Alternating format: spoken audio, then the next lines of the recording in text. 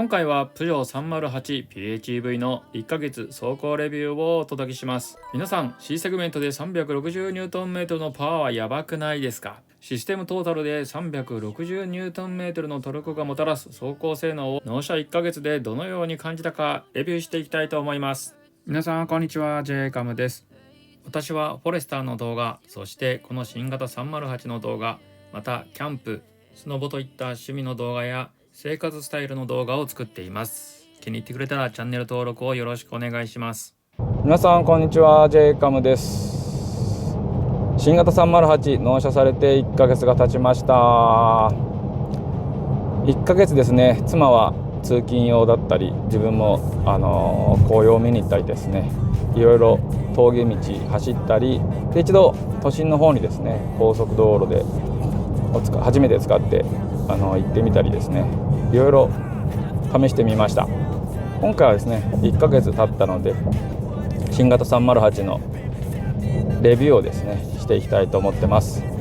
はい、それでは新型308で高速道路を走っていきたいと思ってます。まずはですね EV モード、今なってます。 EV モードで高速道路を最初走ってみて、どのような感触かっていうのをですね確認していきたいと思ってます。は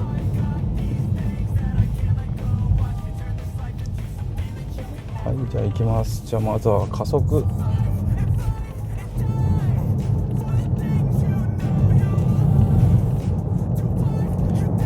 エレクトリックモードにすると、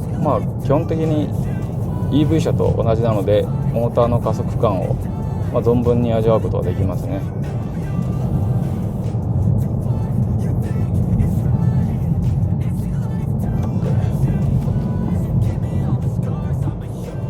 ここですね。ここの加速感素晴らしいですね。いい感じ。やっぱりEV モードのいい点は加速感ですけども、この新型308のプラグインハイブリッドですね、それは EV モードにすると完全に本当に電気自動車になるので、モーターの加速感をですね存分に味わうことができてます。でちょっと今 B モードにするとですね、こういう形でワンペダルモードみたいな形になるので、減速していくんですよね。ここで、この回生力をですね貯めて燃費を良くするっていうところで、この新型308のこの B モードのこのかかり具合かなり気持ちいいんですよね。これは多分一度運転してもらったら分かるんじゃないかなと思うんですけど、他の PHEV とかよりもですね、このショックが少ないっていうんですかね、結構アナログチックな動きになるんですよね。こうゆっくりいろんな電気自動車もちょっと乗らせてもらったんですけど、電気自動車ボルボとか乗った時はガクンと強い回生力が効いて、慣れるまでに時間かかるなっていうそういう印象のワンペダルモードでした。一方この新型308は本当に自然滑らかなんですよね。本当滑らかで、ここがすごくいいところで、多分最初にこの新型308に乗ってこの回生ブレーキのB モードですね、ワンペダルモードを乗ると私の言ってる意味が分かるんじゃないかなと思いますね。回生ブレーキが嫌いな人もですね、この新型308の B モードの回生ブレーキ、滑らかにでもちゃんとやっぱ効くっていうところで、ここは好きな人いるんじゃないかなと思います。こういうとこですね、 B モードにして回生力で止まっていって、結構いい感じに止まっていって、で最後ちょうど今ここはですねブレーキしなくても止まっちゃいましたね。少しだけ上り坂になってるのかな。普通は最後ですね、自分でブレーキをブレーキ踏んで止まるんですけど、今本当に止まってくれましたね。でその上で今 B モードを解除してエレクトリックモードに一度ちょっと戻しますけども、このエレクトリックモードでのこのブレーキの感触ですね、回生ブレーキがかかってるかかかってないかっていうところは正直わからないと思います。他の車だと、他の PHEV とか電気自動車だともうちょっとかかってるなって分かるんですよね。新型プリウスに乗らせていただいた時も回生ブレーキかかってるなっていうのは分かりました。ただこの新型308はもう本当にブレーキングフィールはもう普通のエンジン車と、同じなんですよね。なので全然違和感なく、でしかもコースティングでスーッと行くので、なんですかね、ブレーキングのこのコースティングでいったブレーキングしてっていうところですね。ここは本当にいいなと思いますね。多分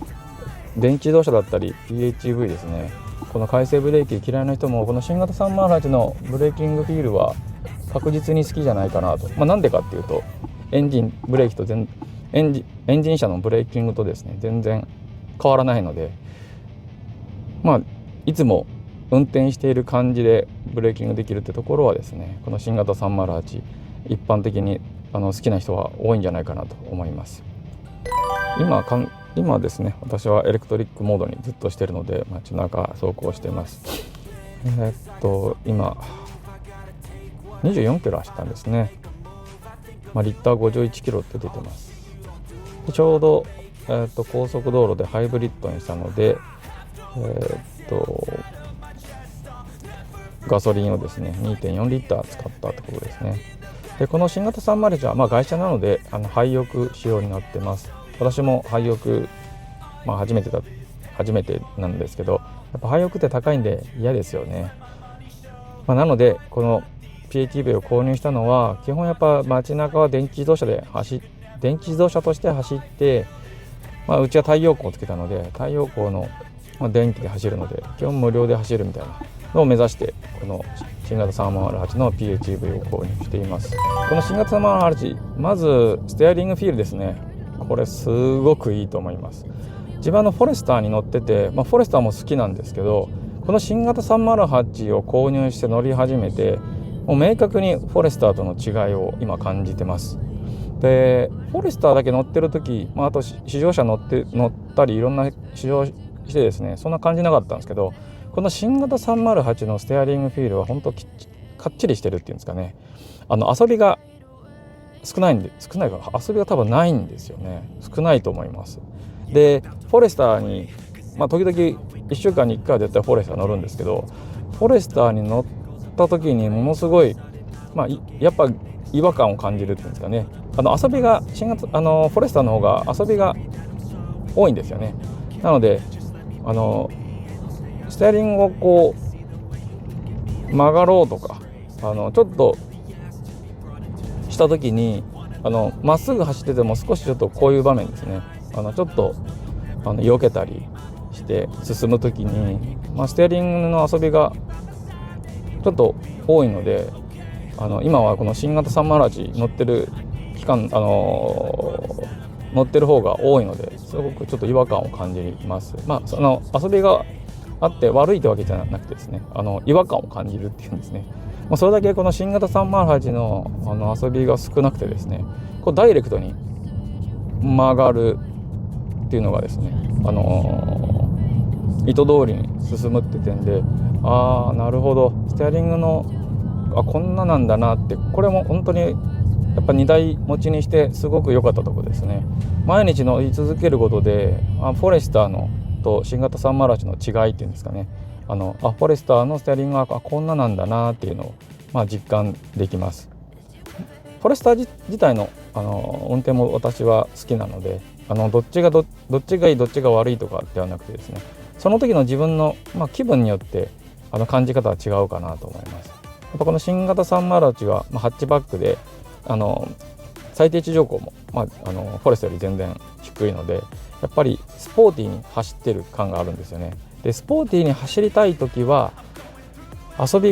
テアリングの遊びが少ない方がいいんだなっていうのは分かりました。でゆったり街中を走行するとかですね、田舎道をまっすぐゆったりとする分には別に遊びとかはステアリングの遊び部分は全然気にならないんですけど、スポーティーに走るときにやっぱり遊びがあるとやっぱステアリングを切った時とかのダイレクト感っていうんですかね、そこが影響するんだなっていうのはこの新型308を購入して分かりましたね。特にどういう場面で気づいたかっていうとですね、やっぱ峠道ですね。この新型308で紅葉行った時に、峠道をいろいろ走ったんですけど、楽しかったんですよね。これはちょっとその時の動画を見てもらったら自分の興奮具合は分かると思うんですけど、このステアリングがですね、新型301、プジョーは小径ステアリングなのでちっちゃいんですよね、他の私のフォレスターとかより。そうするとですね、なんかF1 みたいにこのまっすぐ腕をまっすぐ伸ばしてステアリングのこのちょうど上部分っていうんですかね、上部分を持ちながら運転していく形になります。でまっすぐ伸ばしながら運転してて、この峠道とかのカービングの時にですね、それが普通だと思うんですけど、この押しながら曲がっていくのがこの小径ステアリングだとしやすいっていうのがあるんですよね。ダイレクトに押しながら引きながら回していくんですけど、ここがですね、こんなにダイレクト感があるんだ小径ステアリングだとっていうのをものすごく感じました。これはですね、本当に一度新型308もしも試乗してですね、峠道とかを許されるならぜひとも行ってみてほしいなと思うんですよね。楽しかったですね。小径ステアリングってそういう効果があるんだって、だから F1 のステアリングってちょっとちっちゃめなのかなっていうのは思いましたね。やっぱスポーティーに走りたい時にこの小径ステアリングっていうのはマッチするんだなっていうのを本当に改めて峠道を運転していて思いました。ここはですね、すごく私に合ってるなと。あと私の多分癖なんですけど、フォレスター乗ってる時とかなんかちょっと腕が疲れて、なんかこういうところをちょっと時々持っちゃう癖があるんですよね。こんな形でなんかちょっと片方を置いてみたりですね、そういうのがありました。ただこの新型308になってですね、ちょっと運転の仕方がちょっと変わってます。多分これはこのドライビングポジションとかも影響していると思うんですけども、この新型308はアイコックピットっていう形で、この小径ステアリングの上がですね、ちょっとここが平面みたいになってて、この上からこのデジタルコックピットですね、ここを見るような形になってます。でそうするとこのステアリングが基本ちょっと下目なんですよねにセッティングして、その上で正しい自分に合ったドライビングポジションでこのアイコックピットを上から見ていくみたいな。でその上で運転者は基本、前を見てると思うんですけど、この前の視界にこのアイコックピットが邪魔しないような形で、そんな盛り上がってないと思うんですけど、これが視界の先にあるっていうような、そういうような運転をしていきます。でそうするとステアリングや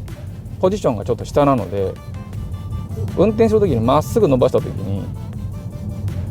それまでフォレスタだとちょっと上を持ちながら運転してたんですよね。そうするとちょっと自分のもう本当に自分の運転のちょっと拙さだと思うんですけど、ちょっと疲れてきちゃって、なんか下を持っちゃうっていうんですかね。なんでちょっとしちゃうみたいな形ですけど、この新型308は基本小径ステアリングは下のポジションなので、なんかここにちょっと置いとくみたいなで疲れないんですよね。ちょうどここの部分持つんですけど、本当疲れなくて、だからずっとここを持っていられるっていうんですかね。ここがすごく本当にいいなと思うんですよね。だから私のこのドライビングポジションだったり、この運転の仕方を考えた時に、このプジョー308だけじゃなくて、プジョーの車の小径ステアリングって私に合ってんだろうなと思いました。で妻もですね、小柄な方なので大きいステアリングも妻は好きなんですけど、自分に合ってるなっていうのは言ってました。ただ私ほどこの小径ステアリングがいいとは思ってないとは思うんですけど、妻はどっちも好きなので、ただ私は小径ステアリングの方が合ってるので、これでフォレスター乗り換えた時にフォレスター大きいなって思っちゃいます。全然大きくないんですけど、普通なんですけど、この新型308と比較すると大きいなっていうふうに思っちゃうっていうのが面白いですよね。人間ってやっぱ慣れって面白いなと思います。このカーブですね、カービング、ここが気持ちいいというのがあります。これはもう納車されて最初の動画ですね、納車動画を見てもらった時に、次女が、助手席に座って家に向かう中でですね、最初の交差点をもう曲がった時にですね、もう次女がいましたね。カービング時のもう感じが全然違うと、こう曲がっていった時に、運転して、助手席に座ってる子供もですね、体が持っていかれないっていうんですかね、もうそこがもういいねって言ってました。カービング能力って言い方するのかわからないですけど、カーブした時のこの遠心力を抑え込むこの車の、剛性感と塊感、あと基本やっぱり最低地上高がすごく低いので、 SUV とかだとやっぱちょっと高い分乗ってる時は気づかなかったんですけど、やっぱこの新型308と比較するとやっぱりこう揺すぶられるっていうんですかね、そういうのがあったと思うんですけど、やっぱりこの新型308、カーブした時の自分の乗ってる人のストレスのなさっていうんですかね、ここはすごくいいと思いますね。シートも良くて、ちゃんとこのラバー部分っていうんですかね、ランバー部分か、このランバー部分もですね、ちゃんとしっかりと支えてくれてたりするので、電動ランバー、ショルダー、スネークじゃなくてこのランバーか、このランバーですね、ここがすごくちょっと熱い、ランバーサポートがしっかりしてる分ですね、やっぱそこも相まって車自体のカービング能力の高さと、剛性感と、このシートの体を支えるところも2つ相まってですね、本当にカービング能力高いなって思います。ここはですね、実際試乗してみて実感してもらえるんじゃないかなと、すぐ気づきますね。もう本当に次女は車好きなんで、いろんな高級車から本当に車に乗った影響か、そういうのをですね、もうすぐに分かっちゃうっていうのがちょっとあるみたいなんですけど、やっぱりカービング能力の高さはですね、折り紙付きなのかなと思います。